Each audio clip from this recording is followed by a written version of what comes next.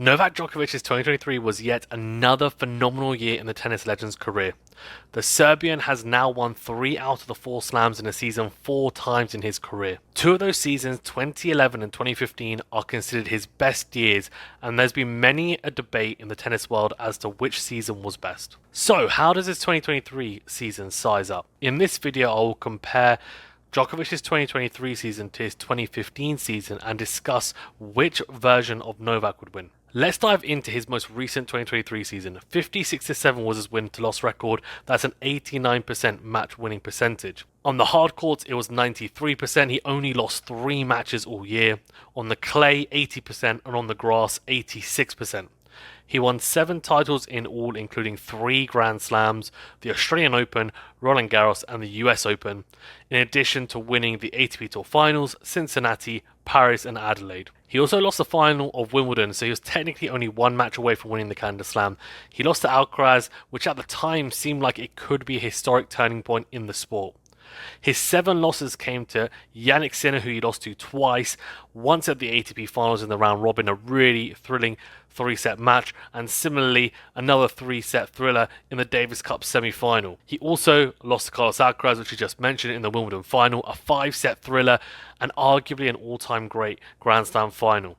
Holger Rune in the Rome Masters on the clay, Dusan Lajovic in Banja Luka, also on clay. This was a little bit random, but not significant given the stature of the tournament. Lorenzo Musetti in Monte Carlo, again a clay court defeat. And Daniel Medvedev in Dubai, which is on the hard courts. As mentioned before, the Wimbledon final seemed like a historic turning point. He had beaten Alcaraz a month earlier in Roland Garros, making Alcaraz's victory even more impressive, especially given his lack of experience on grass. However, Djokovic came out trump versus Alcaraz in a Cincinnati epic prior to the US Open.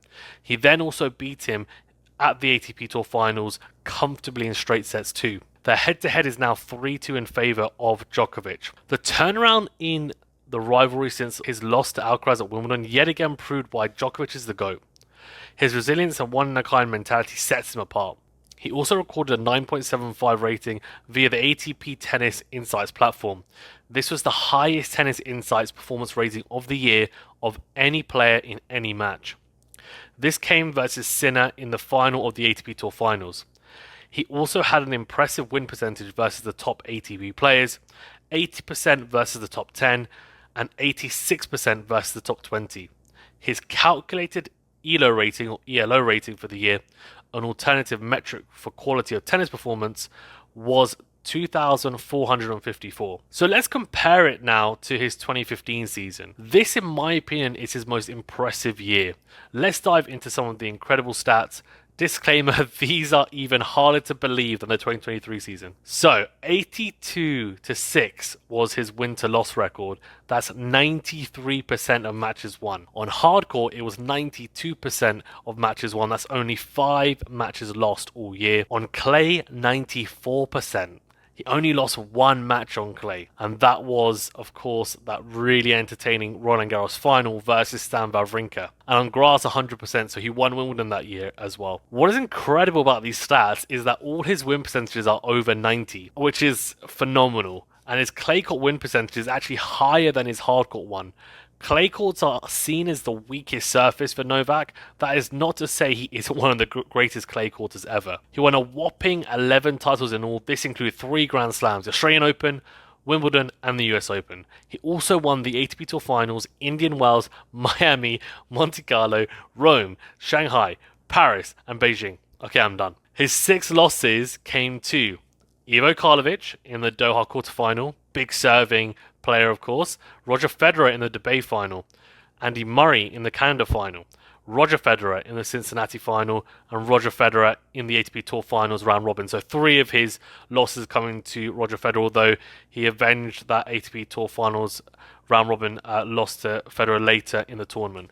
Stan Wawrinka was the other loss at the Roland Garros final, and in hindsight, again, similar to the 2023 season and 2021 season, although 2021, of course, was the US Open, so he was 1 match away literally from the Canada Slam, but he wins the Wimbledon final in 2023 this year, and if he were to have won that Roland Garros final versus Wawrinka, he might then go on to win the calendar slam because he won all other slams of the year. He had 4 matches versus Rafael Nadal, his nemesis, winning all of them against his great rival. If we look at how he did versus the top players on tour, the numbers read even more impressive than his 2023 ones. Versus players in the top 10, an 86% winning record.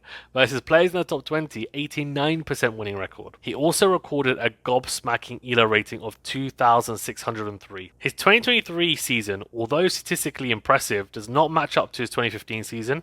However, if we include context to the 2023 season, it bridges the gap, at least in part. He racked up his 2023 accomplishments as a 36-year-old.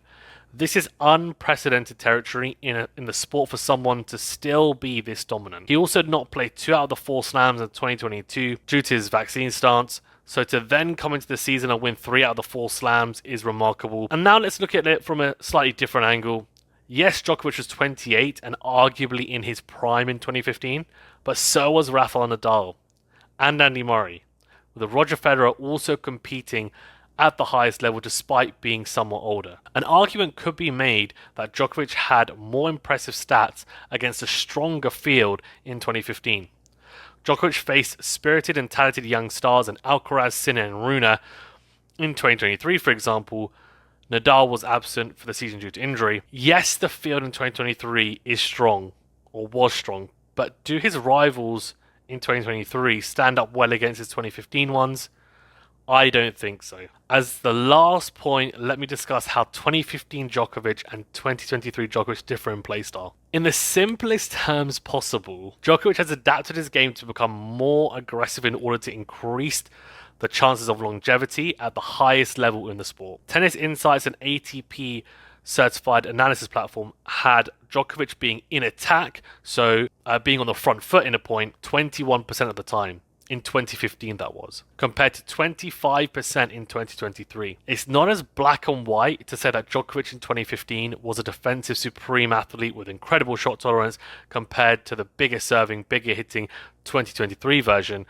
The 2023 version still has a lot of the incredible capabilities of his 2015 one, but he has adapted his game intelligently with a more lethal serve, forehand and net game to shorten points and avoid marathon matches when possible. He's still able to tap into those physical reserves, but he is aware that yes, he's still at the top of the game, but his 36-year-old body would not hold up as well as his 28-year-old one if he were to play his counter-attacking 2015 style. This is one of the reasons Djokovic has won the most slams and has broken so many records. He is constantly improving and has an intelligence and IQ when it comes to tennis that is unparalleled. Who would win then? 2015 Djokovic or 2023 Djokovic?